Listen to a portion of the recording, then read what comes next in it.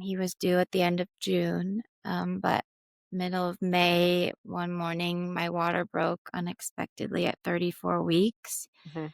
and rushed to the hospital. They said, "You're not leaving without having your baby. This is not what you expect to Yeah. happen going in to give birth to your child, and definitely not that early." Like, we didn't have a name picked out. The nursery wasn't set up. Like, we were not ready yet. He was on my chest very briefly and then taken to the NICU. What's up, guys? We're dreamers, we're moms, and welcome to the Mommy Artist Podcast. Now let's get creatively unhinged. Some moms create because it's the only way to make sense of what they've lived through, and today's guest is proof that trusting in the stories we're called to tell truly matter. Emily is a mom, a freelance creative director, and a copywriter who has spent her career shaping stories. But it was motherhood and a season spent in the NICU with her son Max that changed the why behind her work. Out of one of the most vulnerable chapters of her life, Emily wrote a children's book designed to comfort families navigating uncertainty, fear, and the emotional roller coaster of early parenthood. Her creativity became an act of care, proof that art doesn't have to wait until life feels easy. Her children's book was not the first time Emily has used her creativity for good, as she wrote and also co-directed a short campaign film called The United State of Women that moved me from the moment it started. It's powerful, inspiring, and just the kind of message myself and I know thousands of women right now need to hear. This conversation is about creative survival, using your voice for good, and a reminder that creativity doesn't have to come from joy. It can come from survival too. And sometimes it's the most powerful kind of art there is. It's inspiring, it's heartfelt, and it's powerful. And let's see how much of it I can get through without crying. Let's welcome Emily. Thank you. I was just going to say I'm going to start crying. So that was No, a I really know. lovely welcome. I really appreciate it. Of course. And me and Hannah were talking about it before, how important it is to read the intros to the guests. And she was like, because so much of their work, they get to hear in a short amount of time. I was like, Hannah, she has done so much more. It is incredible. Like looking at your website and all that you've accomplished, like I personally want to say I'm proud of you. Oh. I think women in general should be proud and inspired by the work that you do. And I'm just so grateful to have you on. Oh, thank you for having me and giving a space for moms to be creative and tell their stories around that. So I just wanted to talk a little bit about would you call it a campaign film? Am I saying that correctly? Yeah, so it started with the naming of the summit. Hmm. So the Obama White House wanted to do a women's summit where they gathered people that worked on all different aspects of gender equality, whether that was education or in politics or Uh-huh. combating domestic violence, all these Uh-huh. different areas. And they wanted to convene in one space and have a name around that. And Uh-huh. the ad agency I worked for at the time, BBH, here in LA, we were part of this group of companies in marketing and advertising and PR that would help with initiatives like this. And so I raised my hand and said, I really want to work on this, and got to be the one to come up with the name, the United State of Women, Hmm. which was approved by the White House, which was really cool. We are the United State of Women. The United State of Women. The United State of Women. And when we do better, everyone does better. You with us? Then listen up. This is our movement. Turning struggle into strength. We're not done. We're definitely not done. So when we stand with us. We are the United State of Women. The United State Of women. And we stand stronger when we stand together. Today, we'll change tomorrow. Together, we got this. We got this. I remember watching a video of President Obama announcing that and saying the words that I came up with, which was very surreal. And then Absolutely. from there, we created a campaign around the summit to promote it and get the word out. And the Mhm, main piece of that was that film you mhm, mentioned, where I got to write the script for, and included Michelle Obama and Meryl Streep and Kerry Washington and all these amazing women the from DC, as well as actors and mhm. musicians, um and then just create a whole campaign on social and a website and everything to just kind of tell the world about it. And what was really cool is the film obviously was promoting the summit and was Mhm, aired at the summit, but soon after the summit was Inauguration Day and the Women's March, um, when Trump was elected, mhm, and the video kind of resurfaced as like mhm, a rally cry, which was mhm. really amazing to see that it, resonated, a few years later. And it's just, Yes. yeah. And I think I was telling Hannah we need to make it re-viral and it Oh, needs to I come would love out. that. It needs to come out again because I don't think that especially age-wise, people who would maybe have watched it then would even know about it. And I think like for myself, even watching it, I got so emotional. And like I was telling you, even on our DMs, I had watched literally the day before Michelle Obama's becoming. And I don't know what called me to watch it, but something I was just like, oh, I haven't seen this. Let me watch it. And it was and I hadn't watched your film yet. And so I was already in this mode like, hell yes, like, let's go, women, let's go. I miss you, Obama. Like, Yeah. yeah, all the things. And then I started researching and writing your episode the next day, and it came up. And it was just like one of those synchronicity moments for me where Yeah. I was like, this is supposed to happen. I'm supposed to talk to you. And we're supposed to share this story to other people. And I think it's so important right now because so many people feel unseen. Women feel unseen, you know, among many other groups and gender identities and cultural, identities. And so I think that video needs to come out again. And Oh, thank so you. I know a lot of people like in the mommy artist community that I've kind of created so far tend to feel the same way. And honestly, if you're not a feminist, like what are you doing? Why Yeah. wouldn't you want equal rights for women? Right. So I think I could encourage them to also share it, and I think that would be great. And I literally was in tears. So thank you Oh, for that video. that means a lot, like years later, that it's, resonating and has an impact. And honestly, it had a huge impact on me, obviously, getting to be working with these amazing women and writing for them and co-directing the film.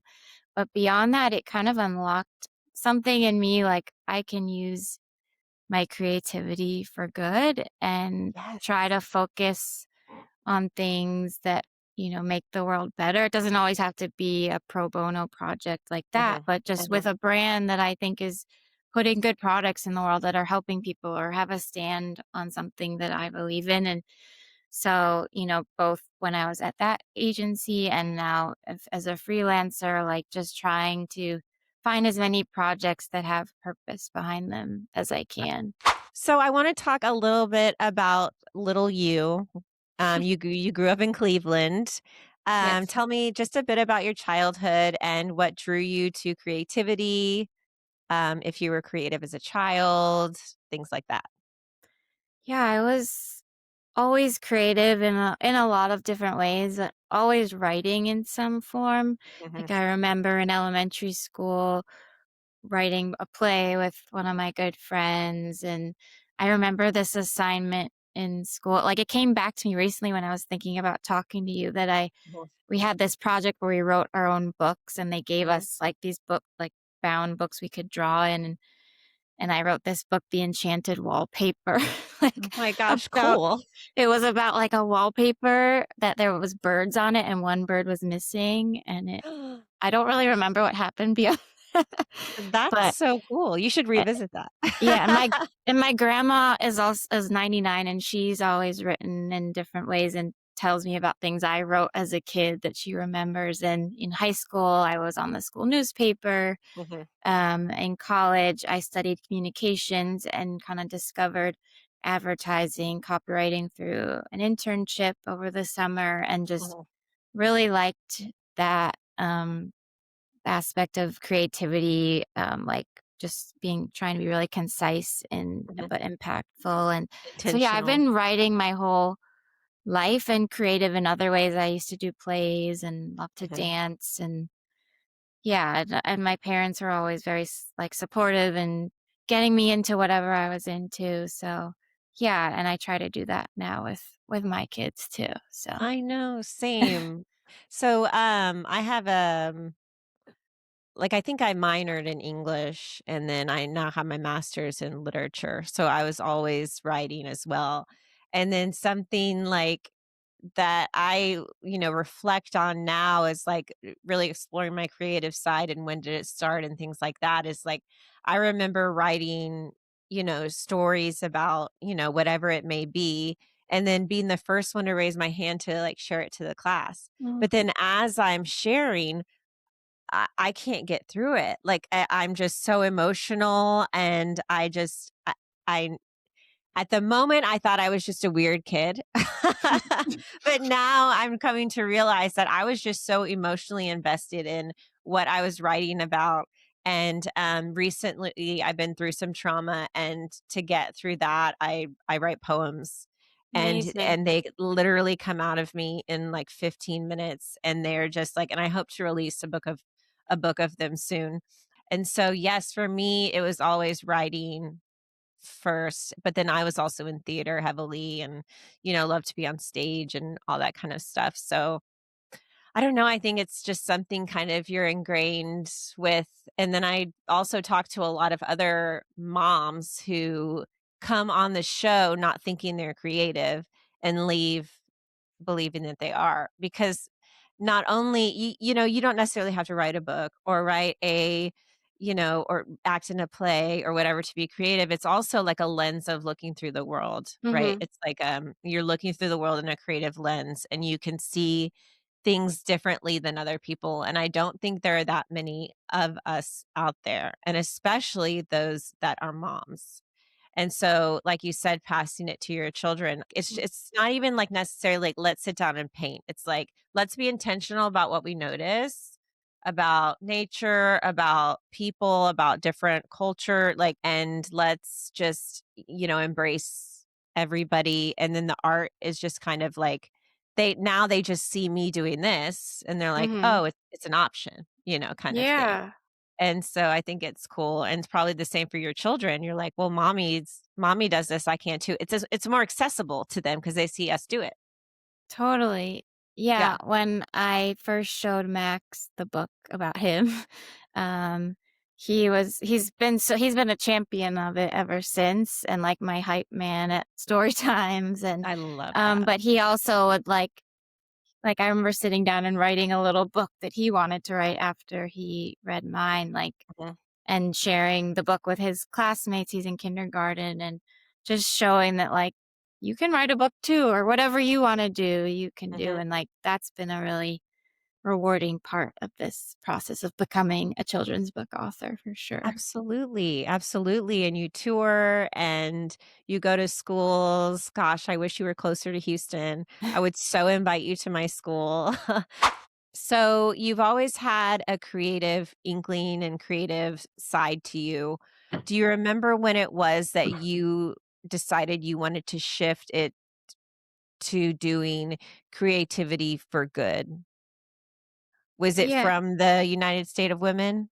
Yes, definitely. I think as a woman getting to work on that and see, how it affected people and how I got to collaborate with so many powerful women, that really made me realize I could do more of this. Mhm, Even in my full-time job, other opportunities came up. I, worked on a Google campaign, but it was all about inspiring young girls to be astronauts or whatever they wanted to mhm, be. And on the side with my sister-in-law, I did a project for March for Our Lives with mhm, Ad Age where we created posters that were then held up at protests across the country, and Mhm. just doing more of those type of things, whether it was for my job or outside of it. It felt so good, Yes, like so rewarding, yes. it's really fun to make a commercial about anything, but to have the Mhm, added layer of it helping people or putting some good message in the world, it really meant a lot to me. And so when I went freelance, I really tried to find other projects that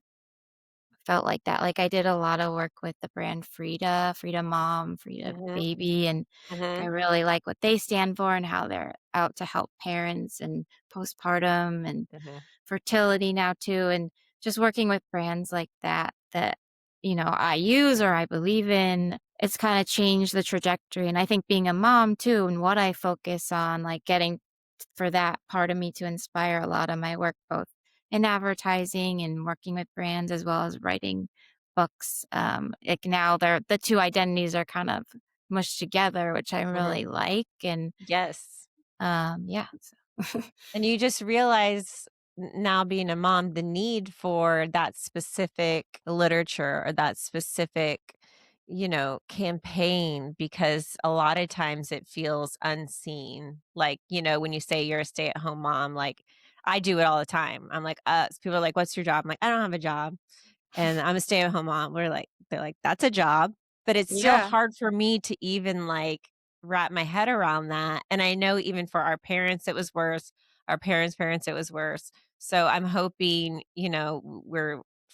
we're going the right way in that direction, but, I think it's so important to talk to mothers, really of all ages, but especially new moms, especially moms dealing with mental health, like so many of us did and so many of us continue to do.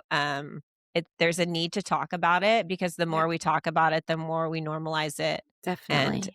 yeah, I think it's just super important. Okay, we're going to go into your kids and your NICU experience. So you have two children, right? Yes, Max is 6.5 and Mhm. Eva is almost 16 months. Oh my goodness. See, I Yeah. thought in the book, the daughter's older, Yes, right? so the daughter is fiction. Uh-huh, So I actually originally wrote this book I wrote it after taking a children's book class uh-huh, online and just thinking about ideas of what I wanted to write about. And uh-huh, when we were in the NICU reading books to Max all the time, that was like a really important way to connect with him. And it's really good for their development. And it was hard to find books that reflected the NICU story, even though 1 in 10 babies go to the NICU. So it's incredibly prominent.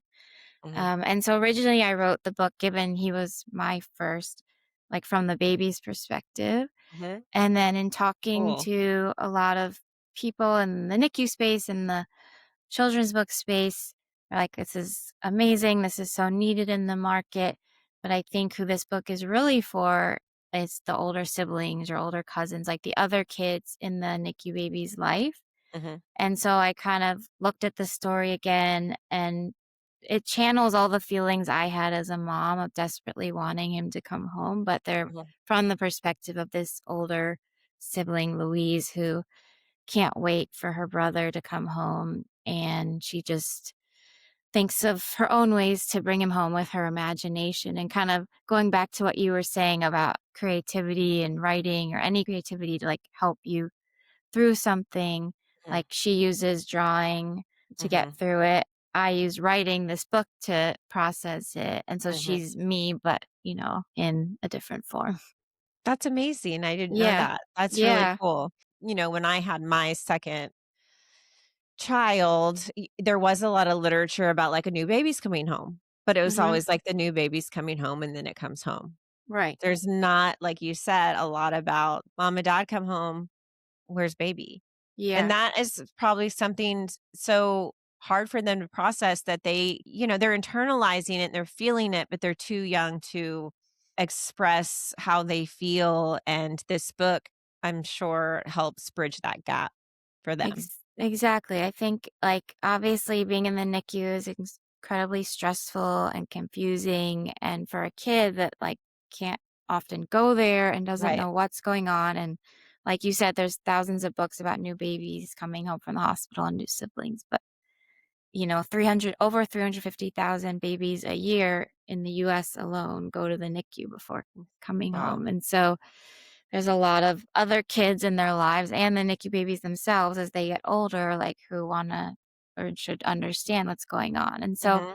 I wanted to explain it, but not in a scary way. Obviously, a lot of scary things can happen in the Right. NICU, but I wanted kids to understand the basics of the isolette and the monitors and the feeding tube. And so Louise, the sister, learns about these different elements, and as she does, like, thinks of her own ways to bring her brother home. And so it gives these kids the information, like, that empowers them to feel included in what's happening, gives them space to ask questions about it, and it also validates their feelings, like, she's having a hard time waiting, Mhm. and so that's my hope for this book, is that it's a tool for kids and parents and grandparents and librarians and teachers to talk about a subject that isn't talked about a lot, especially in children's books, I and help love them that. work through it. Yeah, thank you. I love that so much. That's so cool. Can you tell me, I mean, if you want to share, if you don't have to, a little bit about like just your personal journey with the NICU, what happened Yeah. then? You feel comfortable sharing that? Yeah, I'm very open and Okay. happy to share. So, Okay. Max was born in 2019. He was due at the end of June, but middle of May, one morning, my water broke unexpectedly at 34 weeks Mhm. and rushed to the hospital. They said, "You're not leaving without having your baby." A NICU doctor came in and explained, given he was 6 weeks early, he would definitely be spending time in the NICU. We don't know how long, we don't know what's going to come up, but just to prepare us, first time parents, any parents really, like, this is not what you expect to Mhm. happen going in to give birth to your child, and definitely not that early. Like, we didn't have a name picked out. The nursery wasn't set up. Like, we were not ready yet. Um, but it was happening. And a couple of times during labor, the his heart rate dropped, but they were able to get it back up. But then a third time it dropped and they couldn't, and they thought I would have to have an emergency C-section, but ended up coming back up right in time. And I gave birth 20 hours after I got to the hospital. Oh my They goodness. wanted to try to keep him in for 48 hours because they were Right. giving steroid shots for his lungs, but Lungs. that wasn't the plan on his end. So Mhm. he came out. He was 5 pounds 4 ounces, so he was a pretty good size for being early. But he was on my chest very briefly and then taken to the NICU, and my husband followed. And he spent 16 days there. He was mostly a feeder and grower, which means like he just needed to learn to eat and Mhm. grow by eating. Mhm. But he had one heart condition come up called SVT, where basically his heart rate would increase rapidly out of nowhere. And that was something that they had to then observe like an extra 5 days and put him Mhm. on medicine for. And he had a cardiologist. And they say in the NICU, you take 2 steps forward and 1 step back. And that's definitely how it felt. Like, I just wanted him home. Like, no Mhm. matter how long your baby's there, if it's 2 days or 2 weeks or months and months, like, it feels like forever. And so that wait for him to come home was incredibly difficult, crying every day and just not really, it wasn't how we expected. And going home every night and he was there, just, it hurt a lot. Mhm. And so, as I mentioned, reading books to him every day was kind of one thing that any new parent would do no matter where you were. And so that felt like a really good way to connect with him and feel like a normal new parent. Normalcy. Mhm. But besides that, it was not normal at all. But after 16 days, he came home and it was really amazing. And like after going in the hospital in and out every day, seeing other families leave with their kids. Like, it was the hospital was St. John's, Providence St. John's in Santa Monica, and it's a great hospital for labor and delivery. So lots of babies born and Mhm. coming and going every day. And so I was just like, I want to be one of those families that gets to leave with their baby. And we were after 16 days, but what I didn't realize at the time, I knew, like, how hard it was while we were there, but I didn't realize that, like, I never named it a trauma, but it is a trauma I learned through therapy, and Yep. that stayed with me. I'm 6.5 years past it, and it's still with me. When I Yes. hear about someone else's NICU story, or I've walked in many NICUs now because of this book, like, seeing other babies there, like, the emotions all come back, and it's Mhm. just something that will be with me forever. Max is doing great. He's in kindergarten. He's thriving, but it's still there. Absolutely. And so I wrote this book to help other families going through their own NICU journeys, either now or in the past, or NICU babies are born every day, so unfortunately. Mhm. So this is my way of helping through my creativity. I'm donating books to hospitals across the country. I've so far donated to about 50 hospitals and Wow. charities. And then I'm also going to be donating some proceeds to NICUs and NICU charities as well to keep supporting other families through it. Thank you for being so vulnerable and sharing that story with me. But Yeah. so tell me about time. When did you have the time to write it and to take the writing class and to still, it was during COVID when you did the writing class and you also mentioned that y'all were both working and taking care of a child. Like, when was your creative time? So the class was after I got laid off, so I wasn't working yet Mhm. again. So I think like nap time and Okay. Mhm. evenings I would work on that, or off weekends if my husband had Max, and my husband was very supportive of it too and flexible with his schedule, so I could, because he knows like my mental health is in its best state when I'm getting to work too in some capacity. Mhm. And then, yeah, we started having childcare again, like once people were vaccinated. And Right. then, I started taking up freelance projects, and realizing I really loved freelancing more than full time because I could Mhm. find projects I was really interested in, work with, people I liked, and also like be a mom too. Mhm. And so I also spent time on this. And yeah, just kind of juggling it all together.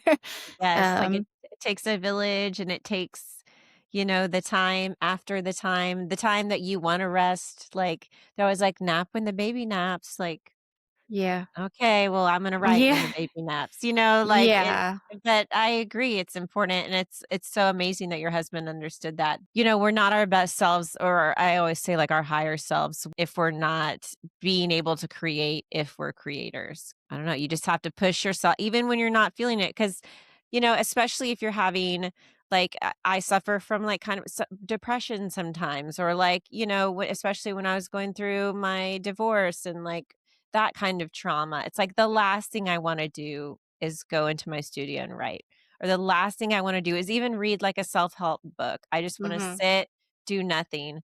But the times when I do, when I just force myself to walk in here, force myself to book a guest, force myself to those I end up feeling so much better. But sometimes in the moment when you're in the thick of it, it is so hard to do, Definitely. but so worth it. So, your former self, say 20 years ago, did you ever think you'd be writing a children's book? It was always something I thought about, like, when people ask you, if you weren't doing your job, what job would you do? And I always Mhm. say children's book author. Oh, cool. So, yes. So, yes, and I was talking to a friend of mine who I worked with. She was my art director partner. Like, we started working together when we were 25, and she worked on the United States of Women with me as Cool. well, later on. But we were catching up, and she was saying how excited she was about the book. And she was like, I remember when we first talked, and I was 25 at the time, like now I'm 40. And she was like, you said you wanted to be a children's book author. And I remember that. And like, it's so amazing that you're now a children's book author. And like, I Yeah. didn't remember telling her that.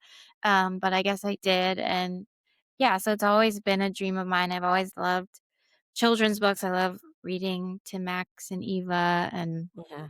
I remember loving them as a kid, getting read to. And so, yeah, it's pretty cool to say I am one. It still hasn't gotten old when people ask what I do, and I say freelance creative director and copywriter and a children's book author. I'm like getting to say that as pretty Yes. nice. No, it's so cool. I love Yeah. that. So I know you have plans about writing a book for your daughter who's about 16 months. And it kind of is based around you having a very long fertility journey with her, and you eventually want to turn it into a series. Can you tell me a little bit about that? Sure. So yeah, my daughter Eva, she was born after a 3-year fertility journey of trying to have a second child, multiple rounds of IVF and failed transfers in my body, learning I had endometriosis. Mm, I had a whole surgery for that, and um, eventually moving to surrogacy. And after, a couple failed transfers in that, and we had 4 genetically normal embryos, those were all gone. And we learned we had one mosaic embryo, which basically is, um, it mostly has normal cells, but there are some abnormal cells in there as well that could be an issue or could not, depending on where they are. But we gave it one last shot, 'cause we were told this could work, and it did with our surrogate. So we had Eva in October of 2024, mhm, and she's the baby we were supposed to have, even though it took a really long time and another incredibly hard journey. I mean, the max NICU stay was obviously a lot shorter, but both of those experiences are definitely the hardest 2 of my life. mhm. And there's not many good books about surrogacy either. Right. And so I'm actually going to write Waiting for Eva, a surrogacy story, and tell the story of a baby being born via surrogate, coming home to their family. And I'd like to make this a bigger series, a Waiting for Blank series. So do all Yes. the different ways babies come home, maybe a a book that focuses on IVF, a book on adoption. My niece is adopted. All the ways that we create our families that, are not talked about enough, especially with kids. So that's the plan. And That's a I'm really beautiful excited. plan. That Yeah, so I sounds just have to sit amazing. down and, like you said, like sitting down and like doing the writing is the hard part. So Right. and But amongst, like, working on the marketing of this book and freelance and my kids, but I am going to do that soon. I have some ideas circulating and written in my notes app in my phone, and I'm gonna start oh my putting gosh, pen to paper soon. I can't wait for that, and I love the Yeah. idea Waiting For, and that's such a cool series, and, I mean, there's so many ways you can go with it, like with adoption, even, blended families, right? Maybe they Yeah. don't have a sibling, and they've been waiting for a sibling, and it finally Yeah. took, like, a second marriage to bring in, the sister they've Mhm. always wanted or, Right. something like that. That's super cool to think about. I love that. Thank you. I'm Yeah, Max excited. was waiting, like, he asked me, like, "Why aren't you growing another baby in your belly?" Like, he was starting when they're 5.5 years apart, and when he was about 4, he started noticing, like, "Oh, all my friends have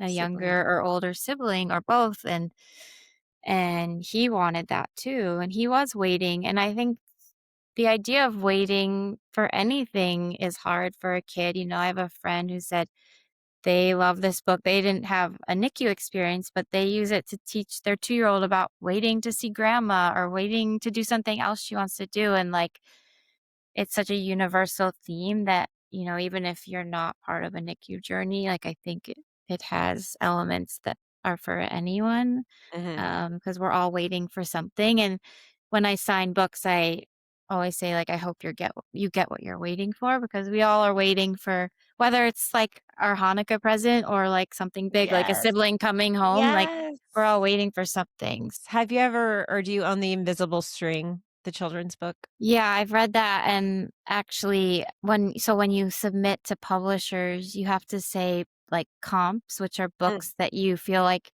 your book has some similarities with, and I think that book's amazing in teaching so many things, and I felt like, that my book could be for NICUs what that book is for, dealing with death or divorce and separation and all the ways, and it's such a beautiful book, and yes. So, yeah, long story short, yes, I have read it and think yes, it's yes. wonderful. Yeah, my kids have both of them have anxiety about, leaving me and having to, even when I was married, just going to school, they'd have anxiety about that. Mm. And so that book was so important. Just the message of like, you can't see me, but and the next day I'd be like, did you feel the tugs? Because I was like tugging on your heartstrings. So Oh. children's books have such a special way of speaking to children in their own terms where they can understand. And I just love that. And I love that you're doing it. Yeah, I use children's books all the time. Like when my brother-in-laws were adopting their daughter, I bought a couple books on adoption to explain it to Max. Like my favorite one's When Tango Makes Three, if you've read Hmm. that one. I Um, haven't. that one's really beautiful. And for Max, I tried to find a good book about surrogacy, but couldn't. And so I wrote, like in Google Docs, like put some pictures and just to Right. explain that his sister was coming. She was growing in this other woman's belly and all of that. So I think it's an amazing tool for any situation you're in, for sure. I wanted to end on one piece of advice you would give to a NICU mom who's currently in the thick of it. She's coming home without her child. Do you have one piece of advice or a couple? Yeah, I'd say two. I think one is just remember you're not alone. It can feel very isolating to be in that situation and sitting in the fluorescent lights of the hospital all day. But like, there's so many of us that have walked the path before you, so many after, and like, there's so much out there for support, way more than I even knew about at the time and existed at the time we were going through it.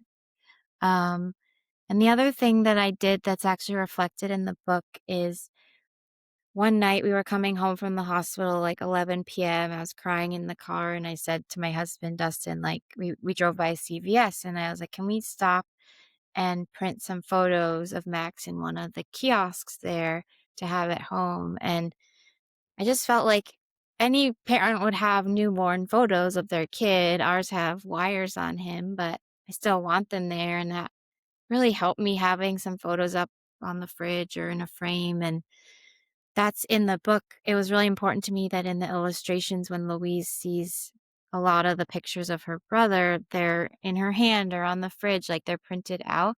Uh-huh. Some are on the phone, but and today, like most of the time we look at photos on our phone, but Uh-huh. I think it's really like impactful to be able to hold it in your hand and feel it. And so I would say like that really helped me. And I put it in the book because I hope, it helps.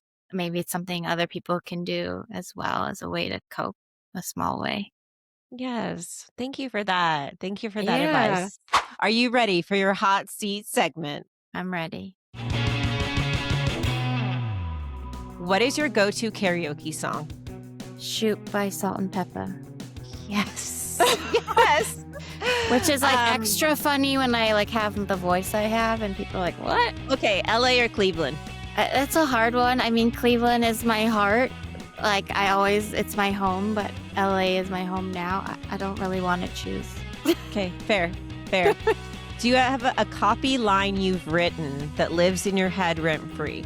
Well, this is not like a real copy line, but I always tried to incorporate this line in scripts, and my art director partner, who I mentioned earlier, always made fun of me, was let's do this. I say that in my podcast too. It never like ended up in an actual anything, but I always like found it funny to put it in sometimes. Perfect answer. I love it. Okay, so you talk about you run around your neighborhood a lot. Okay. When you're running around the neighborhood, is it for fitness or are you running from your thoughts? Fitness and mental health, more to like process my thoughts than running from them, I'd say. I need to be active to feel like I need to be active. I need to be creative to feel like myself. Love that. Love that. What's the most LA thing you've done since moving to LA? I guess like hot yoga. I like hot yoga. Yeah. What is something that yoga has taught you that motherhood didn't? I think yoga teaches you to be present. Like my thoughts are always going everywhere. I'm never like focused the whole class. I don't know that anyone is. No. But just like remembering you can always come back to it too. That like it's okay if your thoughts go elsewhere onto your to-do list or something else. Like but it teaches you to bring it back. And I think it's the same with parenting. Like, you want to be present 100% of the time. It's hard to do that. Your mind can go elsewhere while you're sitting playing with your kid, but you can always like come back. And so I think that's a good thing to remember. Yeah. When was the last time you cried? Yesterday. Same. Who would you want to play you in a movie about yourself? Oh, that's a really good question. Like Mila Kunis would be cool. Yes, yes. I could see it. I could see it. Well, you did great on your hot seat segment. Thanks. That was it. I thoroughly enjoyed this interview. I'm going to link your book. I'm going to link the United States of Women video. I would love people to check out both. You just seem like an amazing person, and doing creativity for good is something that's so special. So thank you so much for that. And thank you for taking the time to talk to me today. Thank you for having me and giving me the space to share all of this. Of course, of course. All right, besties, my glass is empty, but my cup is full, and that means it's the end of the episode. Remember that you can't have butterfly conversations with caterpillar people, and that everyone out there is trying their best. Love you. Bye.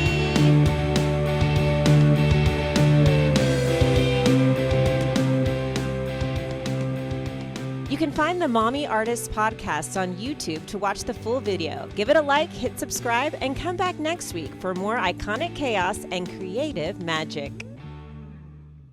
But no worries if not.